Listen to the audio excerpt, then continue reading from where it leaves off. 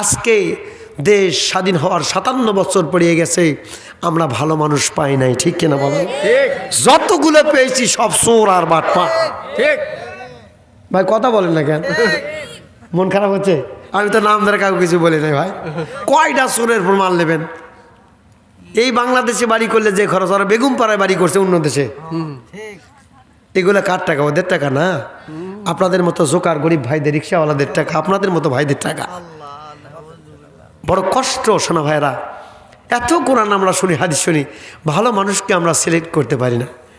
আমাদের উচিত হলো ওই মানুষকে রায় প্রয়োগ করা, ক্ষমতা দেওয়া, ভোট দেওয়া, নির্বাচন করা। এগুলো আরবি বাংলা সব আছে। মন খারাপ হচ্ছে? না, সমর্থন শব্দটা বাংলা, আরবি হলো রায়, কি বলেন, ইংরেজি হলো ভোট। এগুলো বুঝে নেবেন। অর্থ আবার বলেন না হুজুর রাজনীতি করে গেল না।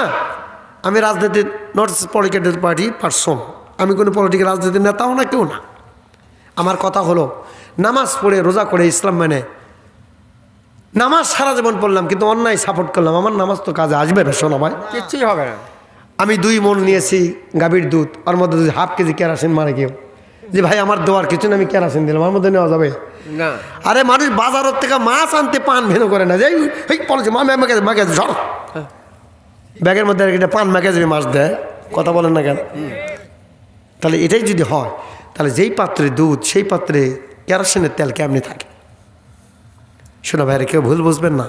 আল্লাহ কুরআনুল কারীমের বলার মধ্যে কুল ইন্না সলাতি ওয়া নুসুকি ওয়া মাহইয়ায়া ওয়া মামাতি লিল্লাহি, তোমার খালি নামাজ হলে হবে না, আবার তোমার হজ হলে হবে না, রোজা হলে হবে না, লিল্লাহি রাব্বিল আলামিন, সব কিছু একমাত্র মহান প্রতিপালক আল্লাহর জন্য তোমার জীবন মৃত্যু এ টু জেড যা আছে হয়তো হবে কার নামে? আল্লাহ। তাহলে আমি এটা কি করলাম? কেরাসিন মিশ দিলাম আর দুধের মতো কারবার। নামাজ পড়তে ঠিকই পড়ি, কথা বলেন না কেন?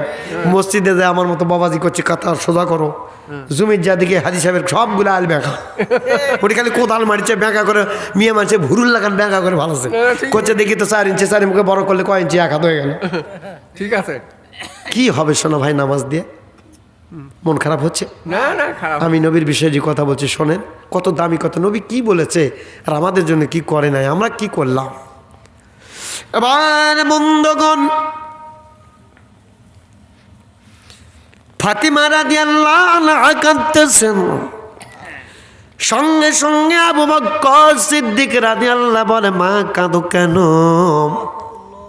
বলে আমার বাবার অবস্থা ভালো না, আমার নবী জীবনে কোনো দিন অসুস্থতা গ্রাস করে নাই, কোনো রোগ ব্যাধি হয় নাই, কোনো দিন ক্যান্সার হয় নাই, ডায়াবেটিস হয় নাই, বাত হয় নাই। আমার নবীর মৃত্যুর আগে শুধুমাত্র 3 দিন, কেউ বলে 4 দিন, কেউ বলে 7 দিন মাত্র জ্বরে